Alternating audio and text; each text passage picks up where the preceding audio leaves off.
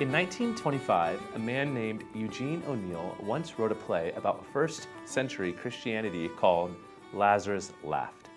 The play surmises what life was probably like for Lazarus once he returned from heaven when he was raised by Jesus.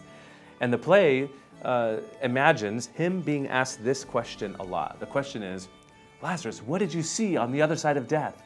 And Lazarus probably answered with this phrase that I think would be good for us to hear this morning. There is no death, there is no death, there is only life. After Jesus' own death, the play then imagines Lazarus preaching about the living Christ who can free people from the fear that death brings. Before long, Lazarus is probably arrested by the Roman ruler Caligula, who threatens the young man with torture and execution.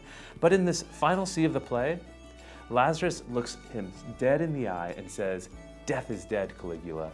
Death is dead." You see, probably the biggest change in Lazarus' life after he was raised from the dead is that he wasn't afraid anymore. You see, when Jesus came over 2,000 years ago, he came seeking the cross. As John Piper puts it, the incarnation was God locking himself into death row. Jesus lived a perfect life, yet manages to fulfill the Father's will by dying the death of a criminal so that you and I and others could be set free from death. Now, this reality of us being set free, what does that mean for us? I think it means three things. Number one, we do not have to be afraid of death anymore. Death for the Christian means eternal heavenly life.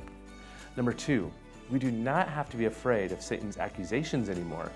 Piper continues, Jesus molded a breastplate of righteousness for us that makes us immune to the devil's condemnation. By his death, Jesus wiped out all of our sins. And a person without sin puts Satan out of business. And number three, we don't have to be afraid of death like we talked about. We don't have to be afraid of Satan, but we also don't have to be afraid of living. You see, life is complicated. A recent study from Columbia University found that we are bogged down by more than 70 decisions every day. But we don't have to be afraid to make them and to move on throughout this life as we make decisions for the Lord. Piper says, if death is no longer a fear, we're free to really be free. Free to take any risk under the sun for Christ and for love.